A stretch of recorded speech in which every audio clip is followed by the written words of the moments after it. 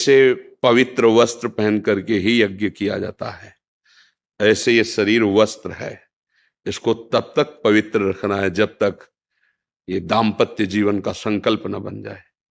पर ऐसा हो रहा है क्या? है? कहाँ हो रहा है? आप बताओ ना, कहाँ हो रहा है? छोटे छोटे बच्चे, छोटी छोटी बच्चियां वैसे ही मन संसार में आसक्त है, और ये सब नए वातावरण ने जो मिटिया मेट कर दिया। अब क्या बताना, आप लोग तो संसार में हो ही ना, फिर क्या? अब ये बातें केवल केवल बातें ही रह गई है।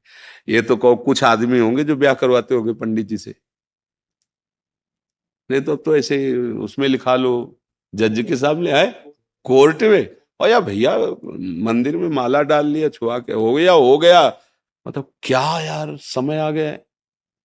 अब आपने उससे भाव से स्वीकार किया और 2 महीने बाद कह दिया आप हमें पसंद है, तो तुमने बाजार की वस्तु समझी थी क्या? जीवन बर्बाद हो रहे हैं ना। और ये पास है, ये अब आज की समाज हमारी इसे पास करे कि पढ़ी लिखी समाज है, ये पढ़ी लिखी समाज। तो अब धर्म कहाँ कैसे?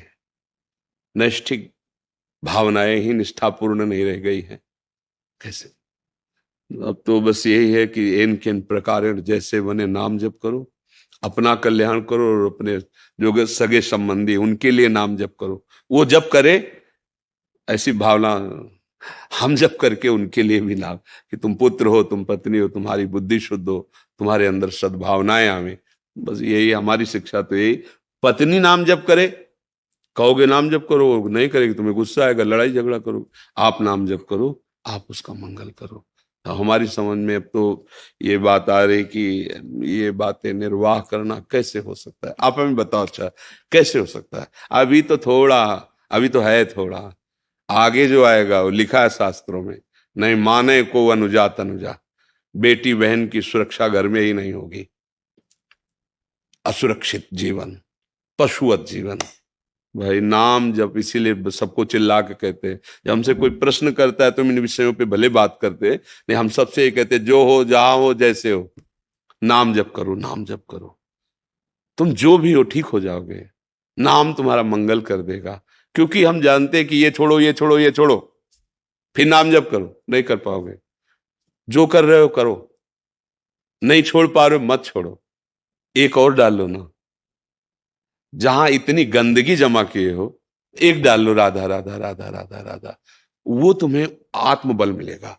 तब तुम अपने आप सब छोड़ दोगे, ग्लानि होगी। आप एक नवयुवक अभी कल या परसों था, वो रो के कह रहे थे, बड़े अच्छे पोशाक में थे, रो के कह रहे थे कि मुझे अब रोज ग्लानि होती कि मैंने ऐसे ऐसे काम किए, मैंने ऐसा ऐसा खान पान किया, महाराज जी कैसे क्षमा होगा, मेरा हृदय जल रहा है। हम कहा यही क्षमा हो रहा है, देखो ना नाम ने कैसा किया, कि जो पूर्वकृत कर्म है उनके प्लस जो प्रति जो पश्चाताप, ग्लानि, यही सबसे बड़ा उत्तम उन्नति का मार्ग है।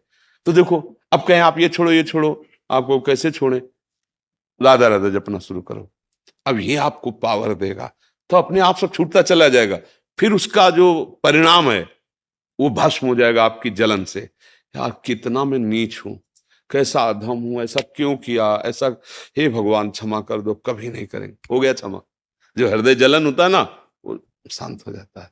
तो इसलिए भाई जहां तक हो सके इन सब विचारों को छोड़िए, नाम जप कीजिए, और पत्नी में भी भगवत भाव रखिए, परिवार में भी भगवत भाव रखिए, और अपने कर्तव्य का ध्यान रखिए कि मेरा पत्नी के प्रति क्या कर्तव्य है, मेरा धर्म क्या है, उसका धर्म क्या है, उसके विषय में ये समय के अनुसार अगर तुम शिक्षण देने चलोगे तो तुम अपने धर्म को खो दोगे, फिर तुम्हें क्रोध आ जाएगा, फिर तुम उससे जलन पैदा करने वाला व्यवहार करने लगोगे, और हो सकता है क्रोध में हिंसा आदि दोष बड़े बड़े हो जाते हैं। इसलिए हमारी प्रार्थना है, हम अपने कर्तव्य, हमारी पत्नी आई है हमारे पास, मेरा उसके प्रति क्या कर्तव्य, बस।